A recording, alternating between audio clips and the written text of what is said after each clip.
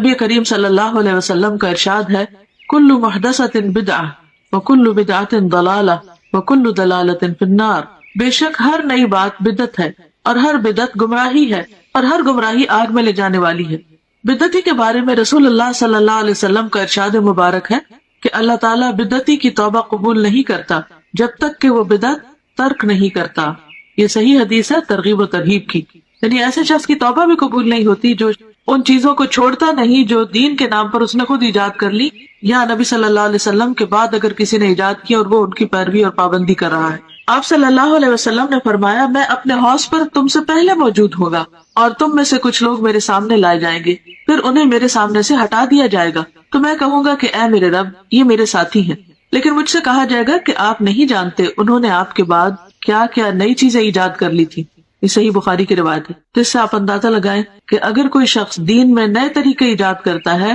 اور ان کی پابندی کرتا ہے اور ان کو فرض کے درجے پر لے آتا ہے تو قیامت کے دن ایسے شخص کو نبی صلی اللہ علیہ وسلم کے حوض سے پانی نصیب نہ ہوگا اور آپ اس شخص سے خفا ہوں گے کیونکہ اس نے دین کو اپنے ہاتھ میں لے لیا۔ لہٰذا ایسے تمام طریقوں اور کاموں سے بچنے کی ضرورت ہے جو دین کے نام پر آپ کے بعد ایجاد کر لیے گئے ہوں، کیونکہ آپ صلی اللہ علیہ وسلم نے فرمایا من احدث فی امرنا ھذا ما لیس منہ فہو رد، صحیح بخاری۔ جس نے ہمارے اس دین میں کوئی ایسی چیز ایجاد کی جو اس میں سے نہ ہو تو وہ مردود ہے، یعنی ریجیکٹڈ ہے، قابل قبول نہیں۔ اسی طرح یہ ہے کہ بعض لوگ 27 رجب کی شب کو عبادت کا اہتمام کرتے ہیں، تو اس کے بارے میں دین کا حکم کیا ہے؟ دیگر بدعات کے علاوہ 27 رجب کو رات جاگ کر عبادت کرنے اور دن کو روزہ رکھنے کو بھی بہت اہمیت دی جاتی ہے اور اس کی نسبت واقعہ معراج سے کی جاتی ہے۔ حالانکہ نبی کریم صلی اللہ علیہ وسلم نے اپنی حیات مبارکہ میں واقعہ معراج کے بعد اس رات کسی خصوصی عبادت کا نہ تو اہتمام کیا اور نہ ہی نبی کریم صلی اللہ علیہ وسلم کا کوئی قول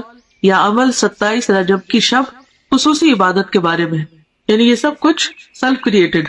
نہ تو آپ نے ایسی کوئی عبادت کی اس رات، نہ صحابہ نے روزہ رکھا اور نہ ہی آپ نے کوئی ایسا حکم دیا۔ آپ کے جانثار صحابہ کرام یا ازواج مطہرات میں سے بھی کسی نے اس کا اہتمام نہیں کیا۔ لہٰذا ایسے تمام طریقوں اور کاموں سے بچنے کی ضرورت ہے جو دین کے نام پر نبی کریم صلی اللہ علیہ وسلم کے بعد ایجاد کر لیے گئے ہوں، یعنی اپنی طرف سے کسی چیز کی پابندی نہ اپنے اوپر اس طرح فرض کے درجے میں کرنی چاہیے اور نہ ہی کسی اور کو اس کا پابند کرنا چاہیے۔ واقعہ معراج کے ظہور کی حقیقت اپنی جگہ مسلم ہے، یہ واقعہ تو پیش آیا ہے، مگر یہ بھی ایک حقیقت ہے کہ اس کے رونما ہونے کی تاریخ کے بارے میں کم و بیش 36 مختلف اقوال ملتے ہیں، 36 ڈفرنٹ ورژنز ہیں۔ بعض کے مطابق یہ واقعہ ربیع الاول میں ہوا، بعض نے رمضان، بعض نے ہجرت سے چند سال بعد اور بعض نے چند ماہ قبل کہا۔ اس کی حتمی تاریخ کسی صحیح حدیث سے یقینی طور پر ثابت نہیں کہ واقعی یہ 27 رجب کو ہی ہوا ہوگا، تاہم یہ بات تسلیم شدہ ہے کہ نبی کریم صلی اللہ علیہ وسلم کو مکی زندگی کے آخری حصے میں یہ خاص مشاہدہ کرایا گیا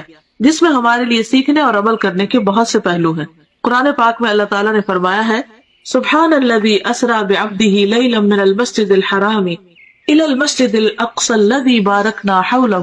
لنریہ من آیاتنا انہ هو السمیع البصیر، سورۃ بنی اسرائیل آیت نمبر 1۔ پاک ہے وہ ذات جو اپنے بندے کو ایک رات میں مسجد الحرام سے مسجد اقصی تک لے گیا جس کے آس پاس ہم نے برکت رکھی ہے، یعنی اس علاقے میں اللہ نے برکتیں نازل کی ہیں تاکہ ہم اسے اپنی بعض نشانیاں دکھائیں، یقیناً وہ خوب سننے والا اور خوب دیکھنے والا ہے۔ اس آیت میں جس واقعے کی طرف اشارہ ہے وہ اسراء کے نام سے مشہور ہے۔ اسراء کے لفظی معنی ہے رات کو سفر کرنا، رات کو چلنا۔ یہ وہی سفر ہے جس میں نبی کریم صلی اللہ علیہ وسلم کو جسم اور روح سمیت مسجد الحرام یعنی مکہ سے مسجد اقصی فلسطین تک معجزاتی طور پر لے جایا گیا، یعنی براق پر۔ فرشتوں کی ہم نشینی کا یہ سفر اس زمانے کے حالات، اسباب سفر اور فاصلے کی طوالت کی وجہ سے انسانی عقل اور سمجھ سے بالاتر ہے، یعنی انسان نہیں سمجھ سکتا کہ ایک رات میں آپ اتنی تیزی سے وہ سفر کیسے کیے اور کس طرح آپ واپس بھی آ گئے۔ لیکن جیسا کہ اس آیت میں واضح کیا گیا ہے کہ پاک ہے وہ ذات